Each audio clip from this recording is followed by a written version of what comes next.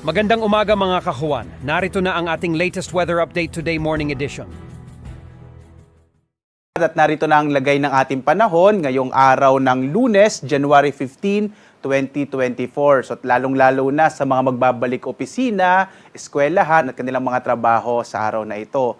Sa kasalukuyan, makikita natin na patuloy pa rin yung pag-iral ng Northeast Monsoon o ito yung hanging amihan, partikular na sa may Luzon at sa malaking bahagi ng Kabisayaan. Habang ang shear line o ito yung banggaan ng mainit at malamig na hangin ang siyang nakakaapekto partikular na sa silangang bahagi ng Visayas at dito sa may silangang bahagi ng Mindanao. Ang shear line na magdadala pa rin ng maulap na kalangitan na may mga pag-ulan partikular na dito sa may Davao Region, Caraga, Northern Mindanao pati sa Southern Leyte, habang sa nalalabing bahagi ng ating bansa sa pag-iral ng Northeast Monsoon, mga isolated o pulupulong may hinang pag-ulan na mararanasan, lalo na dito sa may western section ng Luzon at Visayas, habang sa eastern section naman, mas malaki yung posibilidad ng mga mahihinang pag-ulan. Sa kasalukuyan din, base sa ating pinakamahuling datos, ay wala pa tayong namomonitor na anumang low pressure area o bagyo sa loob at labas ng Philippine Area of Responsibility. Base pa rin sa ating mga datos, malit yung chance na magkaroon tayo ng bagyo at least for this week. Pero patuloy pa rin tayo magbibigay ng update yan sa mga susunod na araw. Dito nga sa Luzon, makikita natin ang malaking tsansa ng maulap na kalangitan na may mahihinang pag-ulan partikular na sa may bahagi ng Cagayan Valley Region, gayon din sa Cordillera at Bicol Region. Dulot yan nitong pag-iral pa rin ng Northeast Monsoon o hanging amihan. Habang sa nalabing bahagi ng Luzon, kasama din dyan yung Kamaynilaan, itong sa western section ng Luzon, posible naman yung isolated o pulupulong mahihinang pag-ulan. Kumbaga, mas malaki yung tsansa ng mga mahihinang gasaktamtamang pag-ulan itong nasa western section naman or eastern section o silangang bahagi ng Luzon. Agwat nga ng temperatura natin sa Lawag, nasa 20 to 30 degrees Celsius. Sa Baguio, 13 to 23 degrees Celsius. Sa Kamaynilaan, 23 to 30 degrees Celsius. Sa Tagaytay naman, 21 to 27 degrees Celsius. Dito sa may bahagi ng Legazpi, 24 to 30 degrees Celsius. At sa Tuguegarao, nasa 19 to 25 degrees Celsius. Inaasahan natin at least sa mga susunod pa na araw, patuloy yung pag-iral ng amihan. Kaya i-enjoy pa rin natin yung medyo malamig, lalong-lalo na yung mga malalamig na gabi.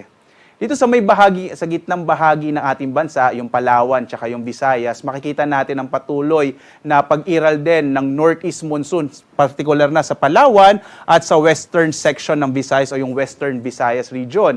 Asahan pa rin natin yung isolated o pulupulong mahihinang pag-ulan, habang sa nalabing bahagi ng Visayas ay posible naman yung mga isolated rain showers and thunderstorms.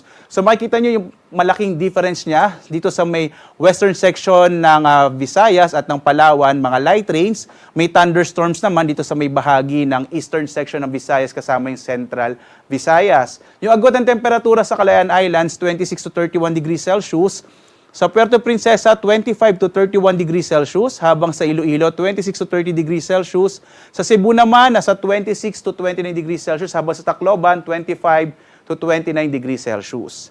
Malaki naman yung tsansa ng mga pag-ulan, partikular na sa Caraga Region, kasama ang Northern Mindanao, Davao Region, maging dito sa may Southern Leyte. Dahil yan, epekto naman yan ng shear line. No? Ito posibleng magdala ng mahina sa katamtamang mga pag-ulan.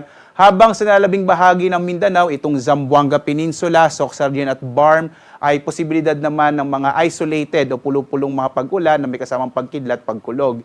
Yung agwat ng temperatura sa Zamboanga, nasa 26 to 34 degrees Celsius. Sa Cagayan de Oro, nasa 25 to 30 degrees Celsius. Habang sa Davao, 26 to 32 degrees Celsius. At dahil nga sa mas malakas na amihan ngayon, ay inaasahan pa rin natin ang malalakas na alon ng karagatan.